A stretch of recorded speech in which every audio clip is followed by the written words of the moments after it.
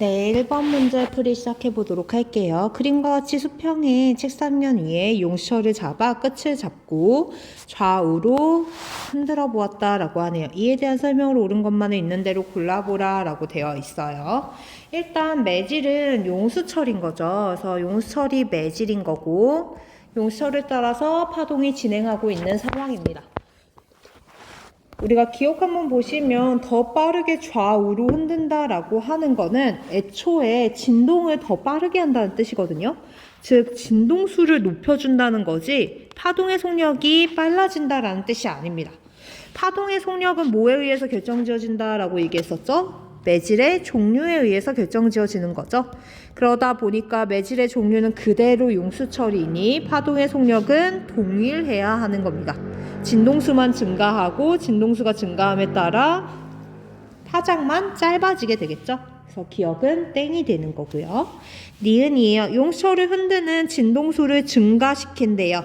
이때 V는 F람다라고 하는 식 이용해 보도록 할게요. 속력은 용수철 그대로니까 일정한데 진동수가 증가하면 파장은 당연히 짧아져야겠죠. 용수철을 줄로 바꾼대요. 그러면 매질이 바뀐 거죠. 매질이 바뀌었으면 속력도 어떻게 돼야 돼요? 바뀌어야 돼요. 그래서 파동의 속력도 변해야 하는 겁니다. 답은 니은. 2번이에요. 그림과 같이 화장품 유리병 안에 들어있는 화장품은 유리병 옆면 끝까지 담겨있는 것처럼 보이지만 실제로는 더 작은 양이 담겨져 있죠. 근데 얘가 바깥까지 꽉 차 있는 것처럼 보이는 이유는 실제 화장품보다 약간 떠 보이고 커 보이는 거예요. 떠 보이고 커 보이기 때문인데 이렇게 되는 걸 우리는 어디에서 봤냐면 물속에 있는 물고기를 볼 때 이야기를 한 적이 있죠. 물속에서 헤엄치는 물고기는 물고기한테서 반사된 빛이 나와서 우리 눈으로 들어올 때 한번 경로가 꺾이게 됩니다. 그래서 이렇게 경로가 꺾이게 되면 우리의 눈은 빛이 직진한다고 믿고 있기 때문에 얘네들의 실제 경로가 아니라 실제 위치가 아니라 빛이 직진한 경로상에 물고기가 있다라고 믿게 되는 거죠. 그래서 실제 크기보다 약간 크고 떠 보이게 되는 거예요. 그러면 당연히 물에서 공기로 진행할 때 해당하는 이야기니까 빛의 굴절에 의한 현상이다 맞는 말이고 물에서 공기로 빛이 진행하는 경로를 살펴보면 물에서 공기로 진행을 할 때는 매질에서의 파동의 속력이 더 느린 물 쪽으로 꺾이게 되는 거예요. 그러면 이 현상이랑 화장품에서 나온 빛이 유리로 진행하면서 꺾이는 거랑 동일하게 나타나는 양상이기 때문에 얘네 둘이 경향이 똑같이 나타나야겠죠. 그때 굴절률을 따져보면 물의 굴절률이 공기의 굴절률보다 훨씬 더 커서 물 쪽으로 꺾이게 되는 거죠. 그럼 당연히 화장품의 굴절률도 유리의 굴절률보다 커져야겠죠. 그래서 니은은 땡. 디귿입니다. 겉으로 보이는 화장품의 모습은 실제 빛의 경로가 아니죠. 우리가 빛이 직진한다고 믿었던 가상의 요 위치에 허상을 보는 거니까 실제 빛의 경로라고 얘기하시면 안 되는 거예요.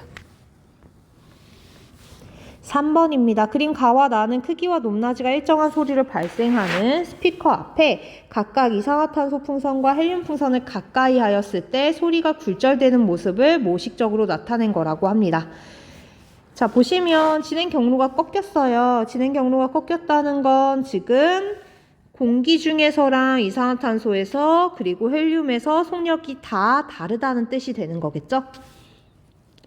네, 애초에 발생한 소리는 크기와 높낮이가 일정한 소리예요. 그러니까 크기인 진폭과 높낮이인 진동수는 같은 소리를 발생을 시킨 겁니다. 네, 보시면 가에서는 소리가 한 곳으로 모이죠. 하지만 나에서는 소리가 퍼집니다. 그럼 당연히 한 곳에 모인 애들끼리 소리가 중첩되어서 더 크게 들릴 수밖에 없겠죠? 그래서 가에서가 나에서보다 크게 들려야 되는 겁니다. 니은이에요. 귀를 풍선에다 가까이 하면 가에서와 나에서의 소리의 높낮이는 같다라고 했는데 높낮이랑 상관이 있는 건 진동수였고 진동수는 파동의 고유 정체성이라고 말씀드렸어요. 그러니까 진동수는 변하면 안 되는 겁니다. 얘네들이 소리가 퍼지거나 모임에 따라서 조금 더 크게 들리거나 작게 들릴 수는 있지만 높낮이는 동일해야겠죠. 애초에 발생한 높낮이가 동일한 거니까. 자, 그 다음에 보시면 이산화탄소 풍선이랑 헬륨 풍선의 속력이 같다면, 파동의 속력이 같다면, 소리의 속력이 같다면 얘네들의 꺾이는 양상도 동일해야 될 텐데 꺾이는 양상이 정반대가 됐죠. 그러니까 얘네 둘은 속력이 전혀 같을 수가 없습니다. 자, 그러면 봤을 때 뭐가 더 속력이 느리고 빠른지는 판단할 수 있어요. 쉽게 판단하는 방법은 뭐예요? 경계면의 법선 그리고 원래 진행 경로에서 어디 쪽으로 꺾였는지를 보시면 되겠죠. 그래서 법선은 매질의 경계면에 수직인 선을 그리고요. 얘가 법선이 되는 거죠. 법선 그리고 매질의 경계면에 수직인 선을 그리고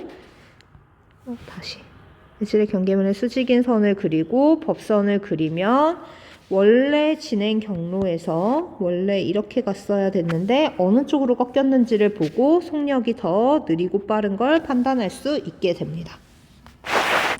자, 4번이에요. 스넬의 법칙 나왔네요. 스넬의 법칙 내용은 뭐였어요? 입사각과 굴절각의 사인값 B가 항상 어떻다?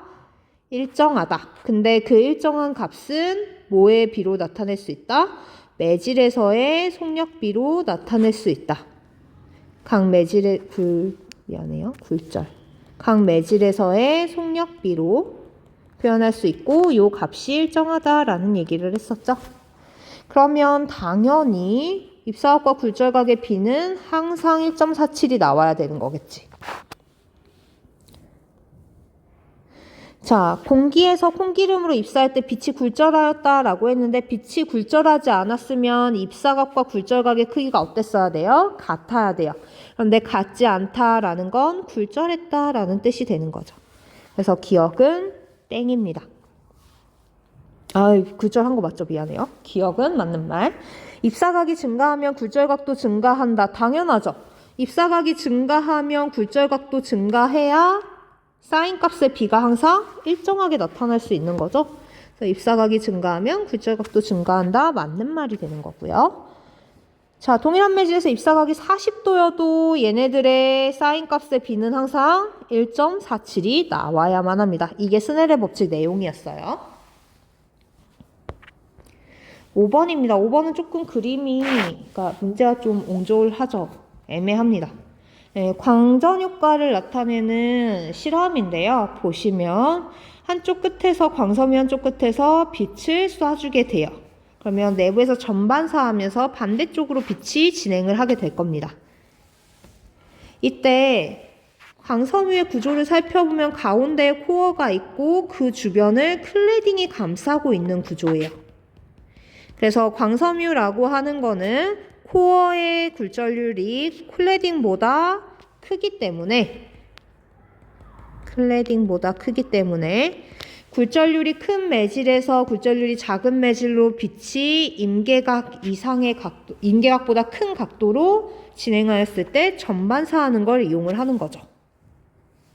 그러다 보니까 당연히 코어 쪽에다가 대고 빛을 비춰야 전반사가 일어날 수 있겠죠. 다음에 니은이 조금 옹졸한 문제인데 보시면 여기가 끊어져 있습니다. 얘가 끊어져 있으니까 당연히 레이저 포인터를 타고 전달된 빛이 P 쪽으로는 잘 전달될 수가 없겠죠. 애초에 광섬유 B로 잘 들어가지를 않을 겁니다. 그래서 P에서는 빛이 거의 나오지 않게 되는 거고요. 광섬유를 이용해서 무슨 통신할 수 있다 그랬죠? 정보의 손실이 없고 속력이 굉장히 빠른 광통신할 수 있다라는 얘기 했었어요. 6번입니다. 다음은 동일한 레이저 빛과 매질 A, B, C를 이용해서 두 경우에서의 임계각을 찾은 거다라고 하네요. 자, 입사한 매질과 굴절한 매질이 쓰여져 있고 임계각이 있는 걸 보니까 얘네들은 다 전반사할 수 있는 조건을 만족한 거예요. 이때 전반사의 조건 한번 써보도록 합시다. 전반사 하려면 반드시 굴절률이 큰 매질에서 굴절률이 작은 매질로 진행을 해야 되고, 그 다음에 입사각이 뭐보다 커야 돼요? 임계각보다 커야 됩니다. 그러면 당연히 입사하는 매질의 굴절률이 굴절하는 매질의 굴절률보다 커야겠죠.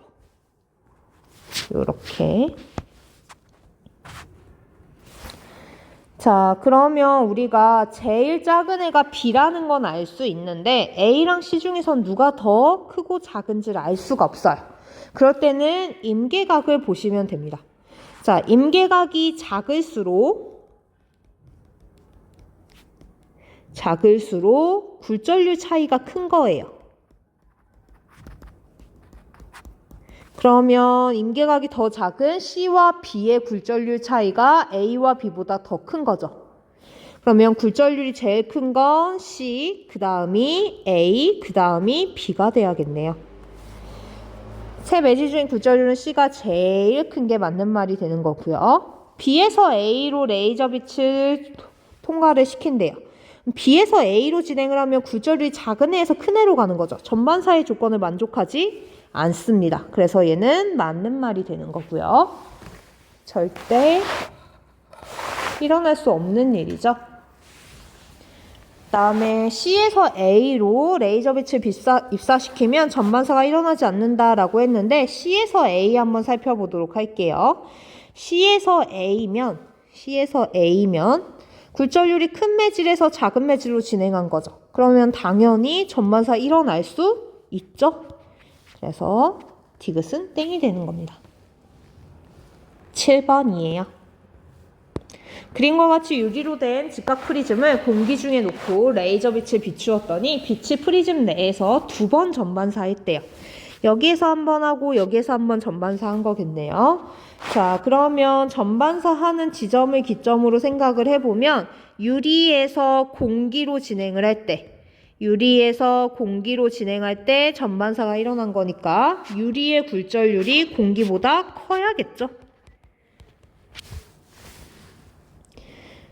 그 다음에 우리 전반사의 조건은 굴절률이 큰 매질에서 작은 매질로 진행하는 것도 있지만 입사각이 뭐보다 커야 돼요? 임계각보다 커야 돼요. 그러니까 항상 전반사하는 게 아니라 입사각이 임계각보다 클 때 전반사하는 거죠.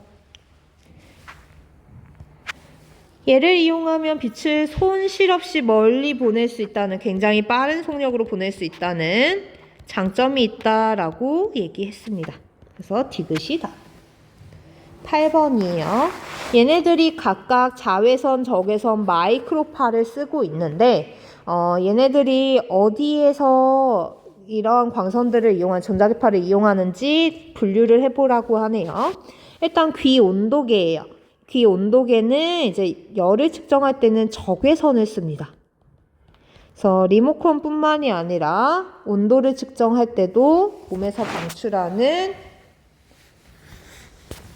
복사열을 적외선 형태로 검출을 하게 되는 거죠. 그 다음에 와이파이 공유기와 데이터 통신은 마이크로파죠.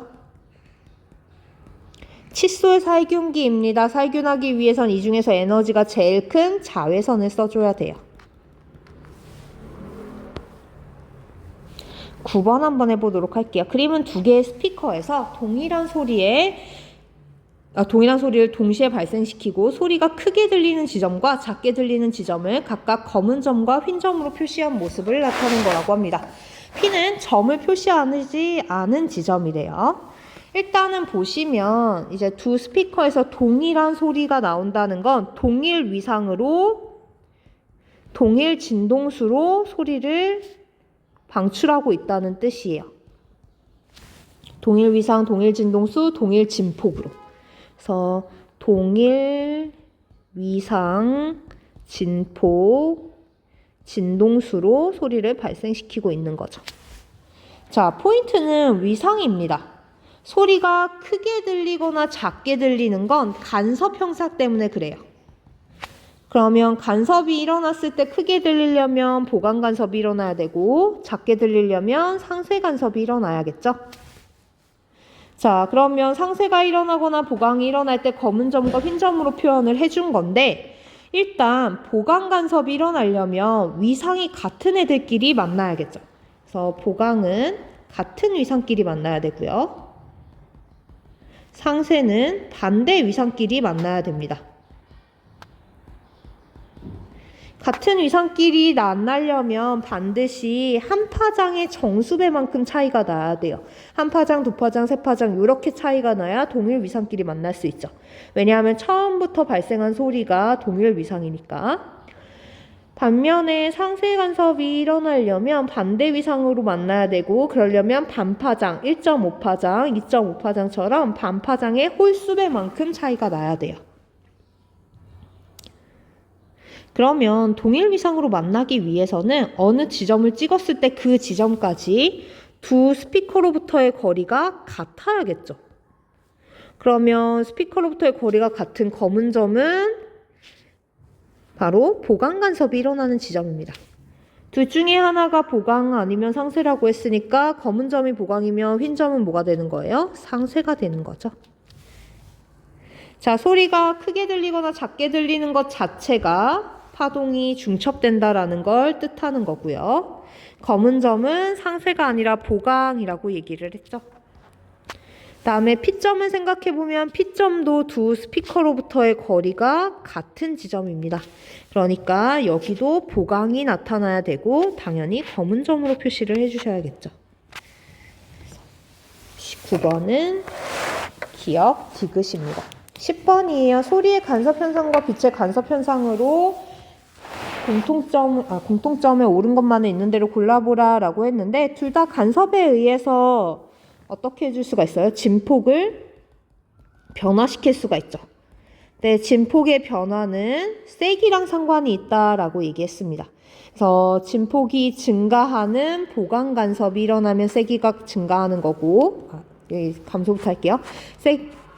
진폭이 감소하는 상쇄 간섭이 일어나면 세기를 감소시키는 거고 세기를 증가시키는 건 보강 간섭이죠. 그래서 진폭이 증가하면 보강 간섭이 일어나 세기가 증가하게 되는 거예요. 기억, 니은 모두 맞는 말. 자, 매질이 있어야만 간섭 현상이 일어난다라고 되어 있는데 사실 빛 같은 경우엔 전자기파는 어때요? 전자기파는 매질이 없죠? 그래도 무반사 코팅처럼 간섭 현상은 일어나게 됩니다. 이중슬릿 실험이라든가. 그래서 매질이 없어도 간섭 현상은 일어날 수 있다라는 거. 11번은요. 우리 안 풀게요. 11번 문제가 조금 이상해서 얘는 아예 제끼고요. 자, 12번입니다. 그림 가는 수심이 일정한 수면 위에 전피를 일정한 주기로 진동시켜 물결파를 발생시키는 모습을 나타낸 것이라고 해요. 나는 가의 순간부터 P에서 수면 위의 변이를 시간에 따라 나타낸 것이라고 합니다. 얘를 단면을 이렇게 그려볼게요. 그래서 P 지점이 이렇게 있고 Q 지점이 있고 R 지점이 있다라고 해보도록 합시다. 옆에서 본 모습이에요. 그러면 얘네들이 요동을 칠 텐데 P점에서 진동을 발생시켜서 이 진동이 주변으로 퍼져 나가게 되는 거죠. 그래서 요 문제랑 상관없이 그냥 이렇게 파동을 발생시켰다고 해보도록 할게요. 중간에 진동수가 바뀌네요. 이런 식으로 발생을 시켰다고 해보도록 할게요. 그러면 나는 여기를 통통통통 계속 치고 있잖아요. 그러면 지금 P의 변이가 여기였는데 제가 점으로 찍은 지점이었는데 계속 진동이 발생하면서 파동이 옆으로 퍼져나가게 되겠죠. 그러면 그 다음 파동의 모습은 얘가 전체적으로 오른쪽으로 옮겨간 보라색과 같은 상태가 될 거예요. 이 보라색이 1초 후라고 생각을 해보도록 합시다. 0초일 때는 파란색이었고 1초일 때는 보라색이 되는 거예요. 그러면 원래 0초일 때 P의 변이가 바로 1초일 때 P의 변위로 옮겨가는 거죠. 맞아요? 그래서 1초일 때 P의 변위가 오른쪽으로 옮겨가는 겁니다. 그러면 이걸 가지고 더 생각을 해볼게요.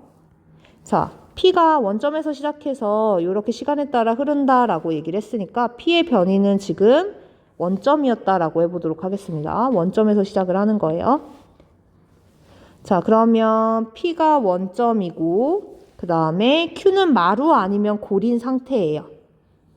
그런데 그냥 P의 변위를 쭉 이어서 그려보도록 할게요. 그래서 P를 마루 아니면 골이니까 이런 식으로 그려보도록 합시다. 간격을 좀 잘못 잡았네요. 다시 잡을게요. 한 파장선만큼 차이 나니까. 그러면 이렇게 이런 식으로 되는 상황이에요. R도 정확하진 않으니까 P랑 Q만 갖고 얘기를 해보도록 하죠. 자, 이렇게 되는 상황이에요. 이 다음 순간에는 우리 얘가 전체적으로 오른쪽으로 이렇게 옮겨갔겠죠.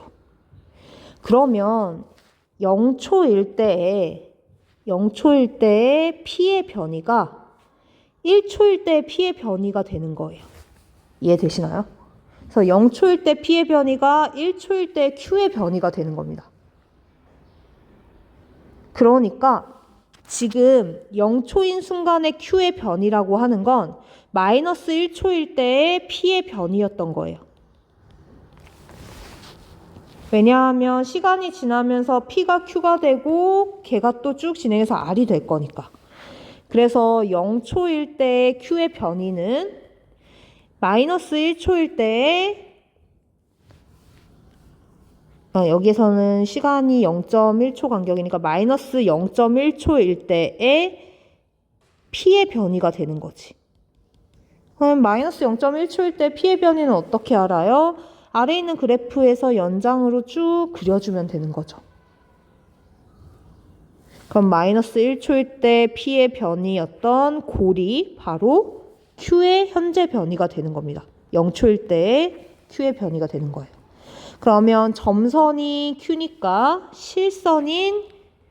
점선인 Q가 골이니까 실선인 R은 마루가 돼야겠죠? 자, 기억입니다. 우리 파장이 일정하니까 마루와 마루 사이의 간격인 파장이 그래프 읽어보면 그대로 일정하죠? 그래서 기억은 맞는 말이 되는 거고요. 그 다음에 수심이 일정하니까 사실은 매질의 종류가 일정해서 속력이 일정해서 파장도 일정하다라고 얘기를 해줄 수도 있습니다. 니은이에요. 이 순간 직후 아래에 있는 매질의 운동 방향은 아래이다 라고 했는데 지금 현재 R은 마루 상태에 놓여져 있는 거죠. 마루는 꼭대기니까 당연히 내려올 길밖에 없습니다. 그래서 매질의 운동 방향은 아랫방향밖에 될 수가 없겠죠. 그래서 니은도 맞는 말. 디귿이에요. Q에서 R까지 파동의 에너지가 전달되는 시간을 물어봤는데 그러면 Q에서 R까지의 거리를 보셔야 돼요. Q에서 R까지는 한 파장하고 반 파장이니까 1.5파장이 되는 거죠. 한 파장 반 이동하는데 걸리는 시간 구하면 되는데 나 그래프를 보고 구하면 되겠죠. 자, 한 파장하고 반 파장 이동하는데 걸리는 시간 몇 초? 0.6초죠. 12번은 김이디. 13번입니다. 그림은 X축 방향으로 진행하는데 진동도 X축 방향으로 해요. 그러면 진동 방향과 진행 방향이 나란한 거니까 얘는 무슨 파동이에요? 종파여야겠죠.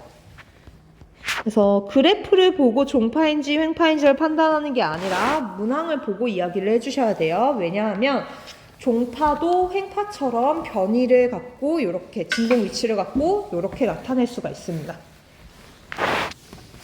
다음에 진폭 물어봤어요. 진폭은 한번 진동하는데 이동한 거리가 진폭 미안해요. 다시 할게요. 진폭은 변이죠, 변이. 그러면 진동하는 폭이니까 당연히 파동의 중심으로부터 최대 변이까지. 그러면 얼마예요? 5cm죠. 이거 마루에서 골까지가 절대 아닙니다. 파동의 중심으로부터 마루 혹은 파동의 중심으로부터 골까지입니다. 그래서 5cm. 답은 니은이죠. 자, 진동수 어떻게 구하냐면 여기서 진동수에 대한 정보를 얻을 수는 없어요. 그런데 우리는 진동수랑 누구랑 같다는 걸 알아요? 주기분의 1이 같다라는 걸 압니다.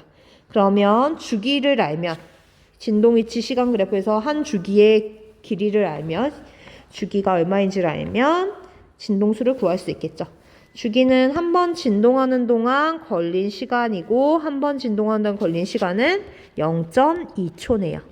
그러면 답은 5Hz가 되는 거죠. 14번입니다. 가나다는 파동을 이용하는 여러 가지 예를 나타낸 것이다 라고 해요. 가에서 초음파의 진행 방향과 매질의 진동 방향은 수직이다 라고 했는데 초음파는 음파죠. 음파는 종파입니다. 그래서 종파기 때문에 얘는 진동 방향과 진행 방향이 서로 나란해야겠죠. 그 다음에 레이저는 전자기파예요. 그래서 전자기파 같은 경우에는 빛이죠, 빛. 전자기파의 일종의 빛이고 우리 진공에서 속력이 제일 빠른 존재가 바로 빛이죠. 자연계에 존재하는 최고 속력은 진공에서의 빛의 속력이다라는 얘기 했었어요. 그래서 니은은 맞는 말. 자, 전자기파를 제외한 모든 파동들은 뭐가 필요해요? 매질이 있어야 돼요. 그래서 지진파도 매질이 필요합니다. 매질은 누구죠? 땅이죠. 그래서 디귿은 땡. 15번입니다. 그림은 매질 2에서 파장과 진폭이 일정한 파동이 연속적으로 매질 1로 진행하는 모습을 나타낸 것이라고 해요. P에서 Q까지 진행하는 데는 3초가 걸렸대요. 그래서 P에서부터 Q까지는 얼마만큼의 길이냐면 한 파장하고도 절반입니다. 그러면 1.5 파장 진행하는 데 걸린 시간이 3초래요. 자, 요 정보를 가지고 매질 1에서의 파동의 속력이나 혹은 다시 해볼게요. 미안해요. 1.5 파장 이동하는 데 걸린 시간이 3초예요. 그러면 한 파장 이동하는 데 걸리는 시간은 몇 초겠어요? 전체가 3초니까 3분의 2만큼 이동할 때는 2초가 걸렸겠죠? 그럼 우리는 뭘 알고 있냐면 이 2초라고 하는 게 사실은 한 번 진동하는 데 걸린 시간인 주기가 되는 거죠. 기억 한번 보도록 할게요. 매질 1에서 파동의 진동수를 물어봤는데 진동수에 대한 정보는 얻을 수가 없어요. 하지만 대신 뭐가 나와 있어요? 주기를 구했죠. 그럼 주기를 구했으니까 진동수는 주기분의 1이고 주기가 2초면 진동수는 0.5Hz가 되는 거겠죠. 그래서 기억은 맞는 말.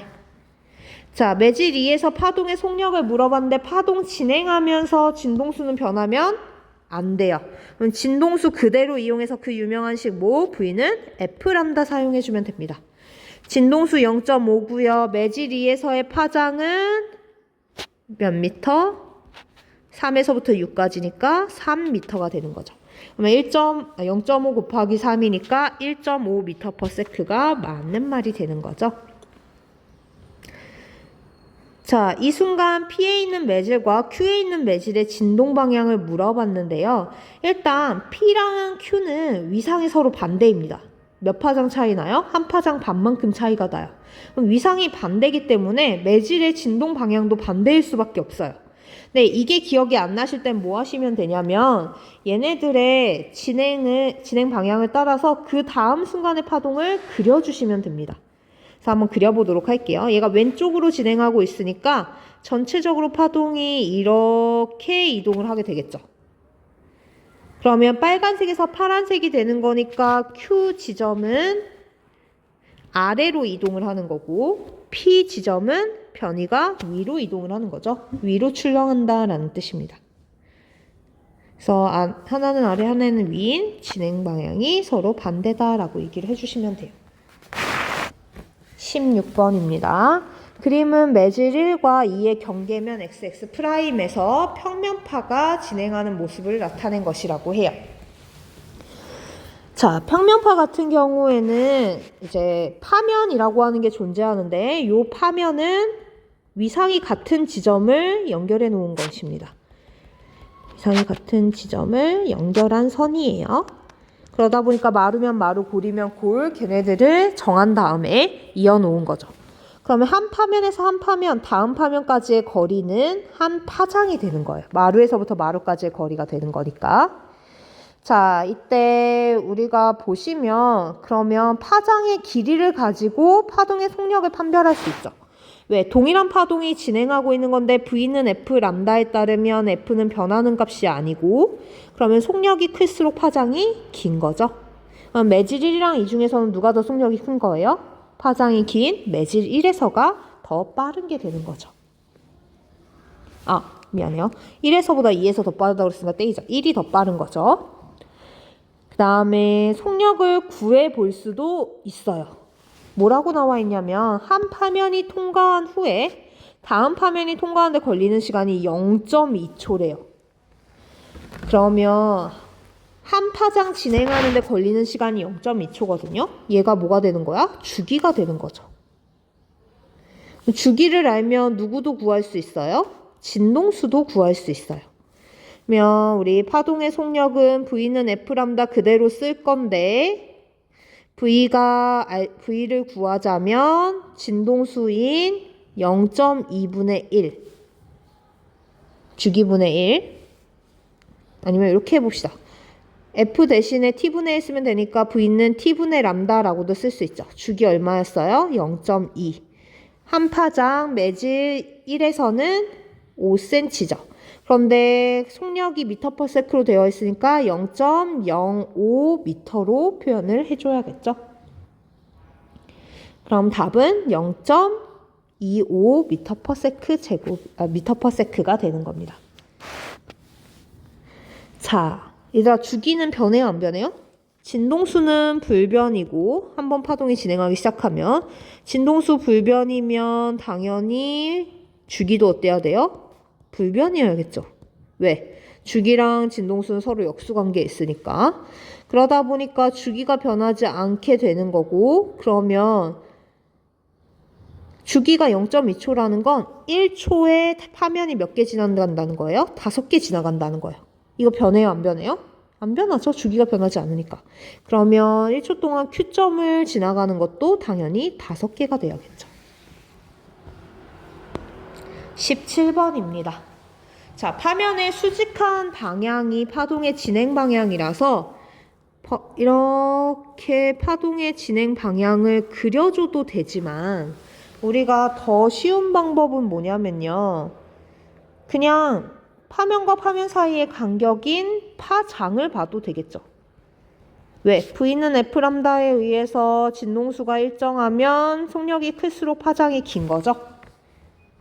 그래서 1, 2, 3 중에서 평면파의 속력이 제일 큰 걸 물어봤는데 이거는 파면과 파면 사이의 간격, 한 파장의 길이가 제일 긴 걸 물어본 거랑 똑같은 거죠. 누가 제일 길어요? 매질 3에서죠. 그래서 기억은 땡. 3에서 제일 큽니다. 자, 밀한 매질이다라는 표현이 요새는 잘 안 쓰는 표현인데 밀하다는 건 느리다라고 합니다. 느린 매질이란 뜻이에요. 1이 3보다 느린 매질이냐를 물어본 건데 1이 3보다 파장이 짧으니까 당연히 더 느린 매질이겠죠? 맞는 말. 디귿입니다. 매질 1, 2, 3에서 진동수는 매질 1에서가 가장 크다라고 했는데 진동수는 변하면 돼요? 안 돼요? 안 돼요. 파동 진행하면서 한 번 발생한 진동수는 변하면 안 되는 겁니다. 새로 진동을 발생시켜야 진동수가 변할 수 있는 거예요. 자, 18번입니다. 그림은 수심이 일정한 바닥에 유리판을 놓았다고 하는데 수면파 같은 경우에는 수심에 따라서 뭐가 달라지냐면 속력이 달라지게 됩니다.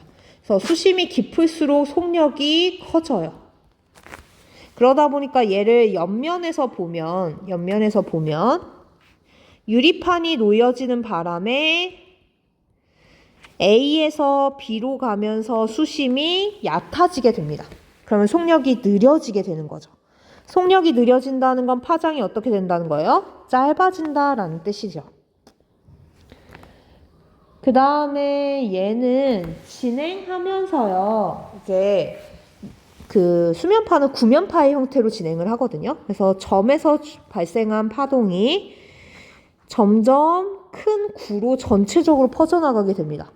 그러면 여기에 100만큼 모였던 게 에너지 손실이 없다고 하더라도 점점 넓은 면적의 100만큼으로 나눠 가지게 되겠죠. 그래서 전체적으로 에너지가 분산이 되기 때문에 진폭 자체가 줄어들게 돼요. 그래서 진행하면서 진폭이 점점 작아져야 됩니다. 니은은 맞는 말이 되는 거예요. 자, A에서 B로 진행할 때는요, 얘가 매질의 경계잖아요. 매질의 경계면에 수직으로 진행한 애는 꺾이지 않습니다. 양쪽 바퀴가 동일하게 굴러가는 거랑 똑같다고 그랬죠. 하지만 비스듬하게 진행하면 왼쪽 바퀴, 오른쪽 바퀴가 매질의 경계면에 서로 시간차를 두고 도착하기 때문에 경로가 꺾인다라는 얘기를 했었어요. 이렇게 느린 쪽으로 꺾이게 되겠죠. 그래서 느린 쪽으로 꺾여야 되니까 C는 진행 방향이 바뀌어야겠죠. 비스듬하게 입사하면 반드시 진행 경로가 꺾여야 합니다. 19번이에요. 그림 가와 같이 투명한 반원형 물통을 이용하여 공기에서 물로 진행하는 빛의 경로를 실험해 나와 같은 결과를 얻었다라고 하네요. 이에 대한 설명을 옳은 것을 있는 대로 골라보라 라고 했는데 우리 수행평가 했던 스네일 법칙 실험이죠. 그래서 스네일 법칙에 따르면 일단 입사각과 굴절각을 먼저 설정을 해주셔야 됩니다. 그래서 매질의 경계면의 수직인 법선, 여기서는 Y축이 법선이 되겠네요. 그래서 법선을 먼저 그려주고요. 법선과 입사광선 사이의 각도를 입사각, 다음에 법선과 굴절광선 사이의 각도를 굴절각이라고 표현을 해줄 수 있죠. 이때 입사각과 굴절각의 사인값의 비가 바로 일정하다라는 게 스넬의 법칙이었잖아요. 그래서 사인 세타 i를 생각해보면 요것분의 요게 되는 거죠. 주황색 분의 노란색이 사인 세타 i가 될 겁니다. 그럼 사인 세타 r이라고 하는 것도 역시나 5c분의 5d가 되겠죠. cd가 되겠죠. 그래서 얘가 사인 세타 r이 될 거예요. 그러면 쭉 한번 써볼게요. 사인 세타 i per 사인 세타 r이라고 하는 애는 사실은 입사한 공기 쪽에서의 속력과 굴절한 물에서의 속력비로 표현할 수도 있고 그 다음에 또 뭘로도 표현할 수 있냐면 선분을 이용해서 5a분의 ab 지금 선분 표시는 이렇게 해야 되는데 그 분수 때문에 헷갈릴까 봐 뺄게요. 그 다음에 5c분의 5cd로 표현을 할 수가 있죠. 네, 우리가 반원형 물통을 썼기 때문에 5c랑 5a의 길이는 어때요? 얘네 둘은 같은 애들이에요. 그러면 얘네 지워질 수가 있고 그러면 결국은 사인 값의 b라고 하는 건 cd분의 ab로 표현을 할 수 있겠죠. cd분의 ab로 표현이 됩니다. 그래서 얘는 cd분의 ab로 표현이 돼요. 자, 그러면 사인 값의 b로 표현된 스넬의 법칙의 의미는 입사각이 증가하면 굴절각도 증가한다는 거였는데 당연히 ab가 증가하면 cd도 어떻게 해야 되겠어요? 증가해야겠죠. 그래서 얘는 증가. 그 다음에 5a랑 5c는 길이가 같아요. 길이는 같지만 속력은 어때요? 매질이 하나는 공기고 하나는 물이니까 속력이 다릅니다. 그럼 속력이 다르면 당연히 시간도 달라야겠죠. 속력은 어디에서 더 느리죠? 빛 같은 경우에는 물에서 속력이 더 느리니까 물을 통과하는 OC 구간을 지나는 시간이 더 길어야겠죠. 그래서 OC 구간을 지나는 시간이 더 길다가 답이라서 니은은 땡입니다. 네, 제가 이거 반원형 물통을 쓰는 이유는 뭐 때문이냐면 빛이 진행할 때 OC를 거쳐서 나오는데 나오면서 만약에 반원형 물통이 아니라 얘가 사각형 형태면은 지금 매질의 경계면에 수직으로 입사하는 게 아니라 어때요? 비스듬하게 입사하게 되는 거죠. 그래서 만약에 원형이면 얘가 경계면에 수직으로 입사를 하면서 굴절이 안 일어나니까 정확하게 실험을 할 수 있지만 사각 물통을 사용하게 되면 비스듬하게 입사하는 게 돼버리고 비스듬하게 입사하면 여기서 한 번 더 꺾이게 되는 겁니다. 그래서 한 번 더 꺾이게 되면 당연히 실험 결과에 영향을 미칠 수가 있어서 일부러 원형 물통을 사용한다라고 얘기를 했었어요. 20번 풀어보도록 하겠습니다. 그림과 같이 단색광이 유리에서 입사각 세타로 V1의 속력으로 공기를 향해 입사한 후에 공기를 진행하여 P 지점에서 유리면과 각 파이를 이루면서 V2의 속력으로 유리로 되돌아왔대요. 그러면 V1이나 V2나 둘 다 어디에서 진행하는 애들이에요? 유리에서 진행하는 애들이죠. 당연히 V1과 V2의 값은 같아야겠죠. 매질이 동일하니까 속력도 같아야 됩니다. 자, 세타를 감소시킨대요. 그러면 입사각이 줄어드는 거죠. 그래서 입사각이 줄어듭니다. 입사각 줄어들면 굴절각도 어때야 돼요? 줄어들어야 돼요. 그러면 굴절각이 줄어드니까 빛은 이렇게 진행을 하겠죠. 보라색으로 표현한 것처럼. 그러면 생각을 해보도록 합시다. 자, 보시면 법선 한번 그려볼게요. P점에서 법선을 이렇게 그리면 입사각이 요만큼이에요. 그런데 보라색으로 진행했을 때 법선을 그려보면 입사각이 요만큼입니다. 입사각이 어떻게 됐어요? 증가했어요. 입사각이 증가했어요. 입사각 증가하면 굴절각도 어떻게 돼야 돼요? 증가해야겠죠. 그래서 입사각이 지금 증가했으니까 굴절각도 증가해야 됩니다. 그러면 원래 굴절각이었던 요만큼을 생각해 봤을 때 여기가 수직이니까 요만큼의 길이는 요만큼의 각도는 90 파이가 되는 거예요. 그런데 입사각이 증가하면 굴절각이 증가해야 되죠. 그럼 굴절각이 증가한다는 건 유리면과 빛이 이루는 각 파이는 감소해야 된다라는 뜻이 되는 거죠. 얘만큼은 감소해야 되죠. 파란색으로 표현해 드릴게요. 전체적으로 굴절각이 증가해야 되니까 파이는 감소해야 되는 겁니다. 니은은 맞는 말. 자, 얘는 공기에서 유리로 진행하는 과정이었는데 이번에는 물 속에다 얘를 넣겠대요. 그러면 물에서 유리로 파동이 진행을 하게 되겠죠. 근데 굴절률을 보니까 유리와 공기보다 유리와 물이 굴절률 차이가 적어요. 그럼 굴절률 차이가 적다는 건 무슨 말이냐면 굴절이 덜 된다는 겁니다. 즉 무슨 말이냐면 진행을 할 때 덜 꺾인다는 뜻이에요. 그럼 물에다가 넣고 진행을 하면 세타보다 작게 보낸 게 아니라 그냥 세타로 보내도 얘가 거의 직진에 가깝게 이렇게 움직인다는 거예요. 그러니까 입사각을 줄여서 보낸 것처럼 공기에서 진행할 때 입사각을 줄여서 파동을 입사시킨 것처럼 그냥 세타로 보내도 물에서 유리로 진행을 하면 하늘색 경로처럼 덜 꺾인 채로 진행을 한다는 겁니다. 덜 꺾인 채로 진행했을 때 파이는 어떻게 됐었어요? 감소했었죠? 니은에서 감소했었잖아요. 그러니까 물에다가 넣고 진행을 하면 파이가 감소하게 되는 거예요. 21번 한번 보도록 하겠습니다. 자, 보시면 주기가 T고 진폭이 Y0인 파장이 진폭이 Y0, 파장이 람다0인 수면파가 플러스 X방향으로 진행하고 있는 것을 나타낸 거라고 해요. 그림 나는 수면파가 B에 도달한 이후에 변이의 차, A 지점에서의 변이와 B 지점에서의 변이의 차를 시간 T에 따라 나타낸 것이라고 합니다. 자, 그러면 A나 B나 마루 또는 골 혹은 원점이 될 수 있는데 얘네 둘이 위상이 같냐 반대냐에 따라서 나의 그래프 형태가 바뀌게 됩니다. 그래서 만약에 위상이 반대인 경우를 생각해 봅시다. A가 마루인데 B는 골이라고 생각을 해볼게요. 그러면 마루일 때는 변이가 플러스 Y0일 거고 골일 때는 마이너스 Y0이겠죠.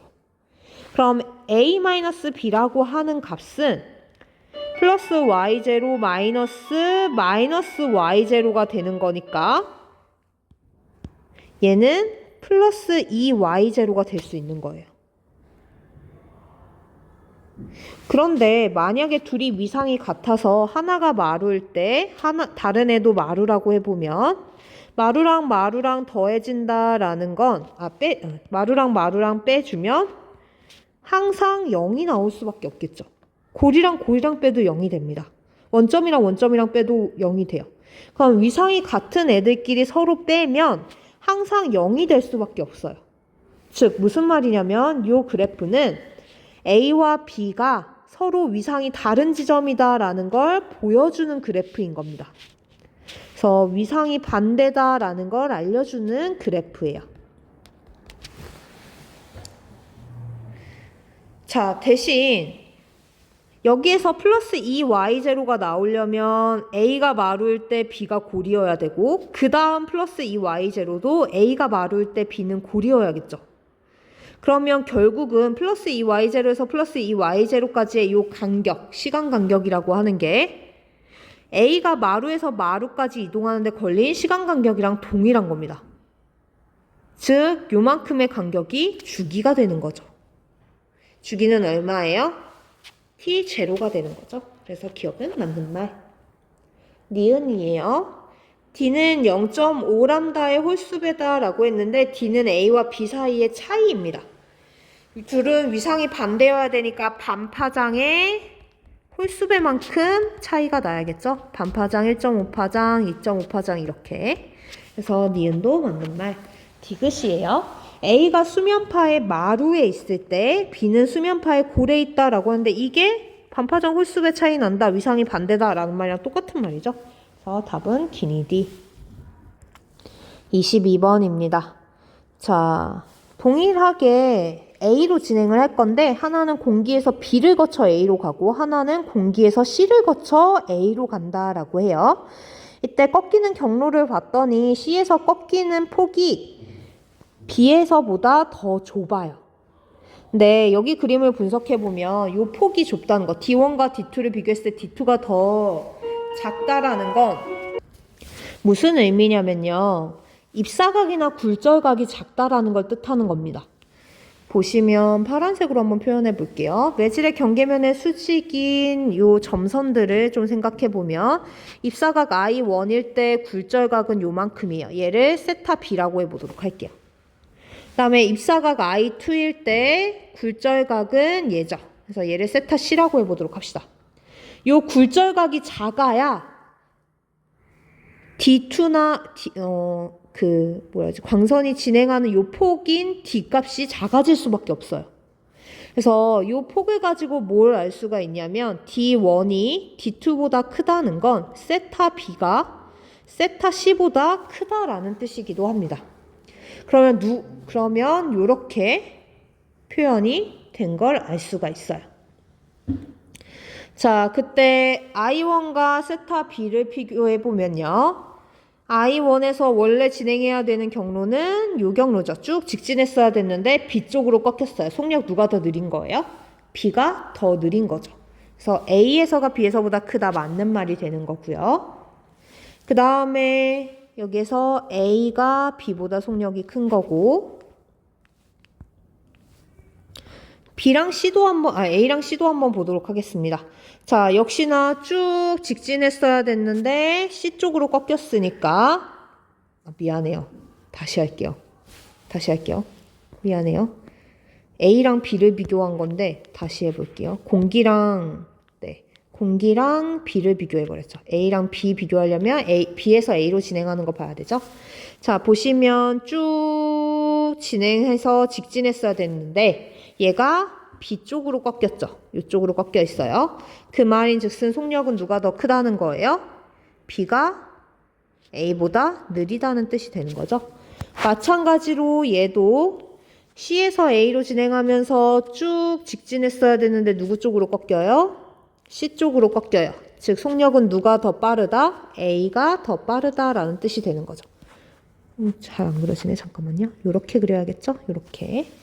그러면 여기서도 속력이 C가 A보다 느리다라고 해줘야 되는 거고 그러면 단색광 속력은 A가 B에서보다 크다, 맞는 말. 파장이랑 속력이랑은 어차피 비례관계죠. 그래서 둘은 비례관계니까 속력이 C가 더 작았으면 파장도 C에서가 더 작아야겠죠. 그 다음에 보시면요. 얘네 둘이 결국은 통과해서 A를 지나갈 때 각도가 뭐냐면 R이에요. 그럼 A를 지날 때 각도가 R이라는 거는 I1과 I2의 값이 같다라는 걸 뜻하는 거거든요. 얘네 둘이 같다라는 건 I1과 I2의 값이 같다라는 뜻이 됩니다. 왜 이렇게 되냐면요. 스넬의 법칙에 근거해서 그런 거예요. 한번 공기에서 B를 거쳐 A로 진행하는 걸 생각을 해보도록 할게요. 공기에서 B를 거쳐 A로 진행을 하는 경우 스넬의 법칙 한번 써보도록 합시다. 자, 그러면 우리 공기에서의 입사각은 sin I1이니까 sin I1 per sin 세타 B가 뭐랑 같은 거냐면 여기 밑에다가 쓸게요. 이거를 조금 크게 쓰고 싶은데 다시 쓸게요. 공기에서 B를 거쳐 A로 가는 걸 한번 표현해 보도록 합시다.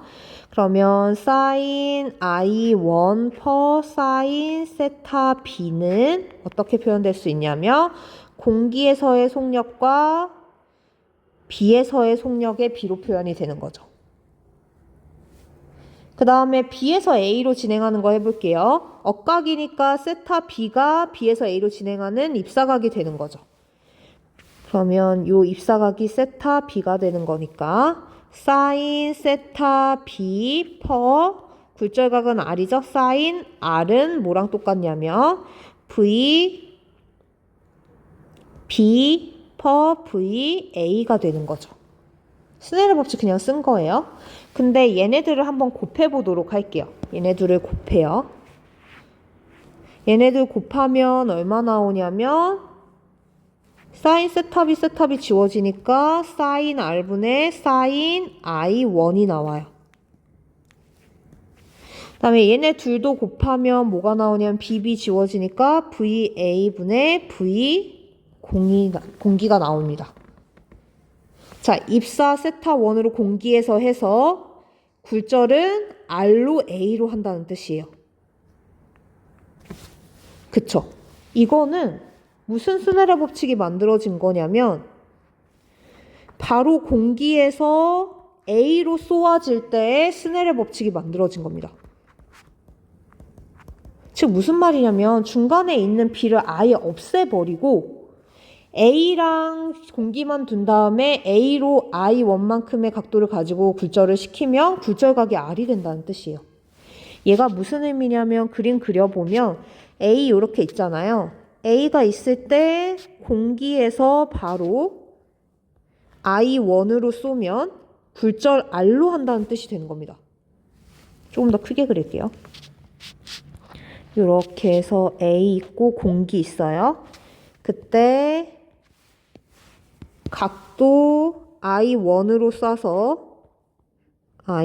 쏴서 굴절을 R로 한다는 뜻이에요. 그래야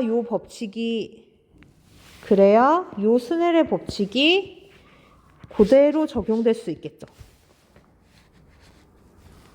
그럼 생각을 해보자. 공기에서 A로 진행할 때 입사각이 I1이면 굴절각이 R이에요.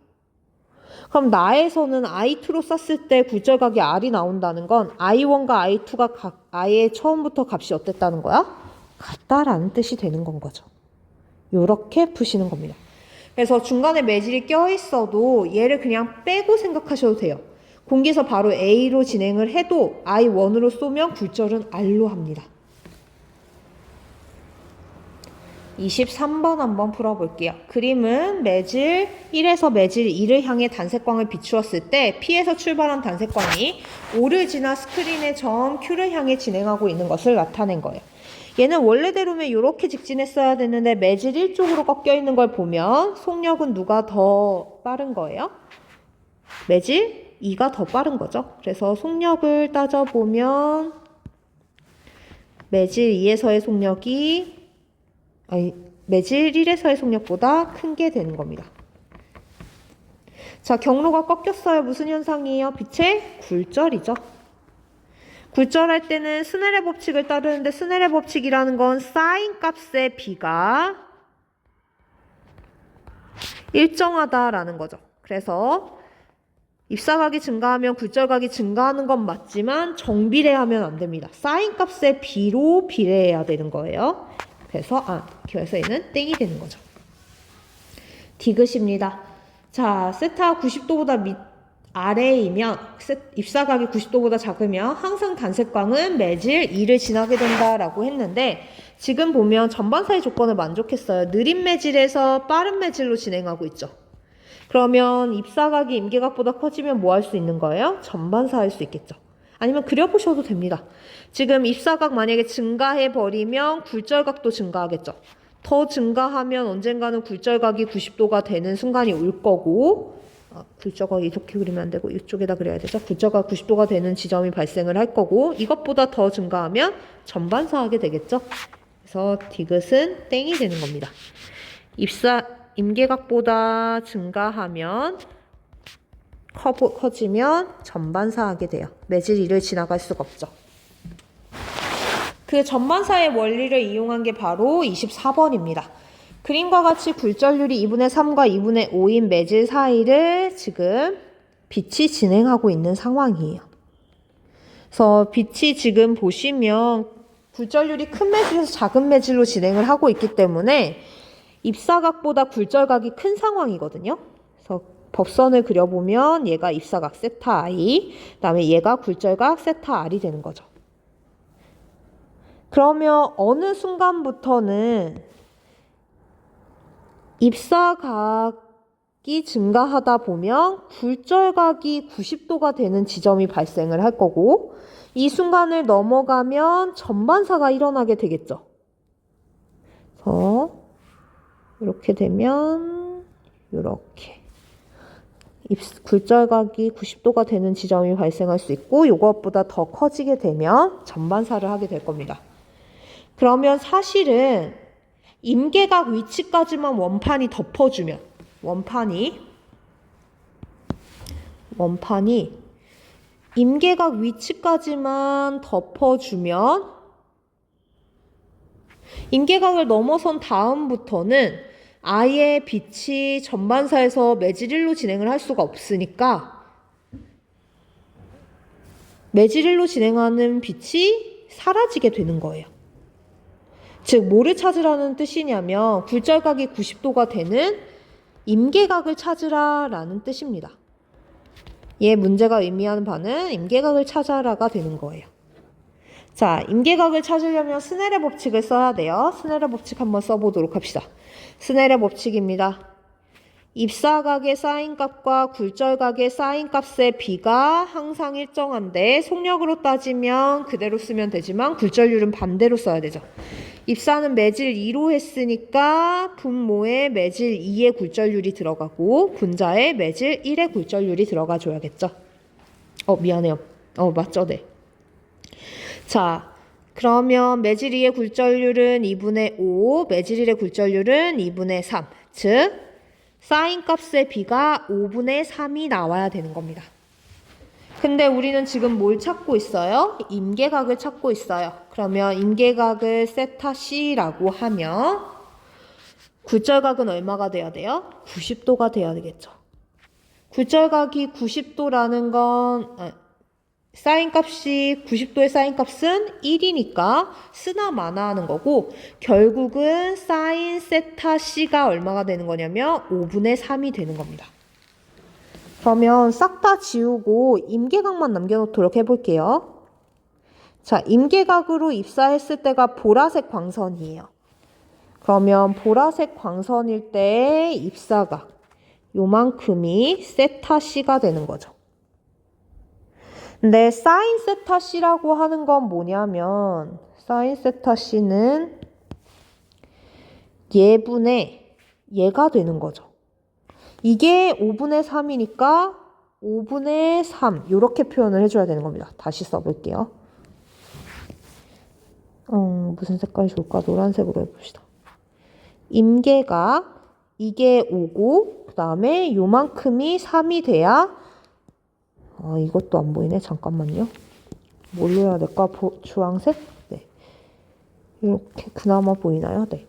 자, 이것분의 요게 5분의 3이 돼야 되는 겁니다. 그러면 얘가 5, 얘가 3이 돼야겠죠. 근데 공교롭게도 높이가 몇 미터야? 4미터예요. 그러면 하나의 직각삼각형이 이렇게 만들어지고 요만큼이 4미터, 그 다음에 빗변과 그 다음에 가로의 길이가 5대 3이어야 되니까 딱 피타고라스 정리에 맞는 각도가 되는 거죠. 그래서 5분의 3이 되려면 여기 5m, 여기는 3m. 그럼 원판의 길이는 몇 미터면 되는 거예요? 3m가 되면 되는 거죠. 얘가 굳이 4m가 아니어도 우리는 구할 수 있는 방법이 있죠. 5대 3이면 여기가 4가 돼야 되는 거죠. 예를 들어서 여기가 2m였다라고 하면 4의 비율을 갖는 게 2m니까 1의 비율은 2분의 1인 거고 그럼 여기는 몇 m가 되겠어요? 1.5m, 얘는 2.5m가 되는 식으로 구할 수 있습니다.